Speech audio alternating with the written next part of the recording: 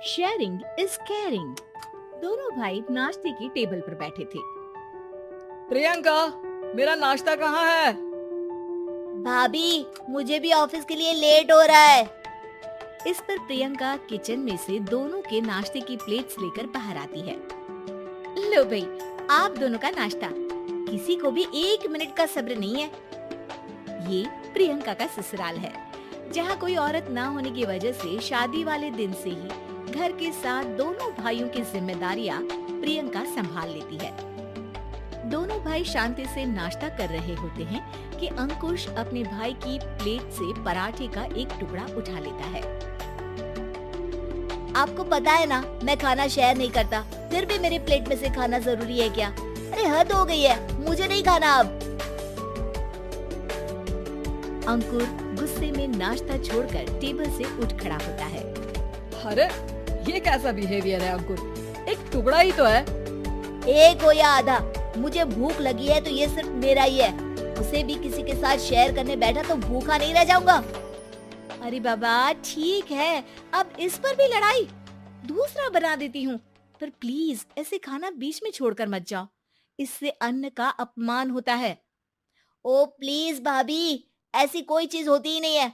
आपके पास पैसे हैं, खरीदो और खाओ। अगर नहीं खाया जाए तो फेंक दो। अरे दुनिया में सब यही करते हैं। अंकुर बैग उठाकर ऑफिस के लिए चला जाता है, जिसके पीछे उसका बड़ा भाई मायूस सा घर में खड़ा रह जाता है।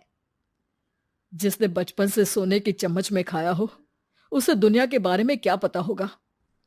वैसे गलती तो हमारी ही है। अगर कभी बचपन में ही सही गलत का फर्क सिखाया होता तो आज ये हाल नहीं होते। आप फिक्र क्यों करते हैं जी? भगवान है, वो जो भी करता है सबकी भलाई के लिए ही करता है।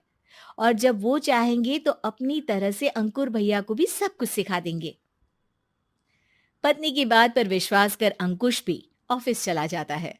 सुबह से दोपहर होती है और अंकुर लंच करने ऑफिस के पास वाले रेस्टोरेंट में पहुंचता है, जहां वो एक साथ बहुत सारा खाना ऑर्डर कर देता है। सर, क्या कोई आपको ज्वाइन करने वाला है? नहीं तो क्यों? अब कुछ नहीं सर, ऐसे ही। वेटर चला जाता है और कुछ देर में अंकुर का ऑर्डर लेकर वापस आता है, जिस पर अंकुर सब डिशेस में से थोड़ा थोड़ा खाकर बाकी ऐसे ही छोड़कर बिल देकर चला जाता है। वाह भगवान, तेरी माया। कहीं कोई एक एक टुकड़े के लिए तरसता रहता है और ये 5 लोगों का खाना ऑर्डर करके एक का भी पूरा नहीं खाते। पैसे वालों की माया। वेटर टेबल साफ कर बचा हुआ सारा खाना लेकर रेस्टोरेंट के पीछे घूम रहे बच्चों के पास पहुंच जाता है, जिसे देख बच्चों के चेहरे खिल उठते हैं। वाह, आज इतना सारा खाना आया। थैंक यू भैया। भगवान आपको खाने की फैक्ट्री बना दे।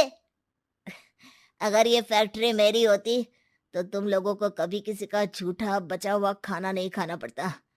चलो तुम लोग खाओ, पर ध्यान रखो किसी को पता ना चले, नहीं तो मेरी नौकरी चली जाएगी। इसी के साथ दिन बीतता है और रात को दोनों भाई एक साथ घर पहुंचते हैं। कुछ देर में सब डिनर करने बैठते हैं, जहां अंकुश अंकुर को समझाने की कोशिश करता है।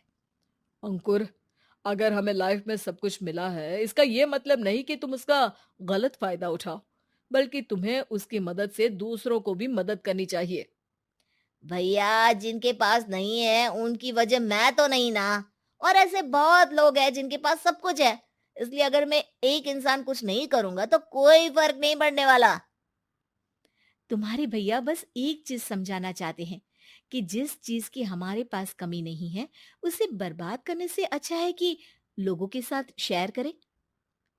इससे हम सिर्फ सामान नहीं, खुशियां भी बांटते हैं, और इसमें तुम्हारा ज्यादा कुछ तो जाएगा नहीं। भैया भाभी की बात सुन अंकुर कुछ बोले बिना उठकर चला जाता है।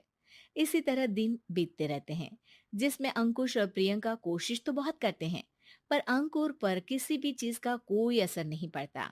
एक दोपहर अंकुर सैंडविच खाते हुए सड़क के किनारे चल रहा होता है।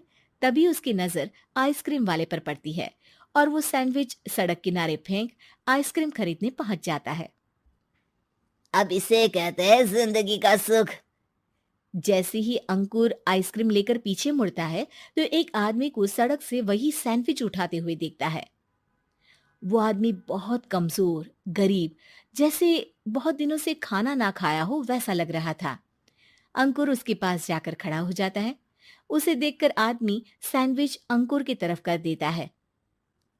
आपको भी खाना है क्या? क्या हम इसे आधा आधा कर ले? मुझे बहुत भूख लगी है। वो मेरा ही झूठा सैंडविच है।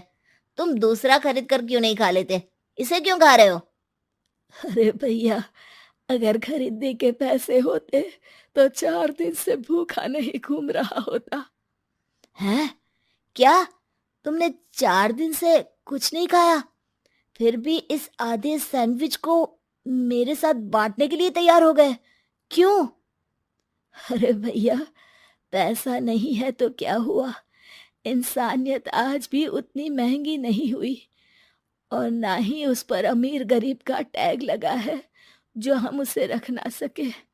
पर अफसोस, आजकल लोगों के अंदर पोषण, खून या विटामिन से ज्यादा इंसानियत की कमी होने लगी है।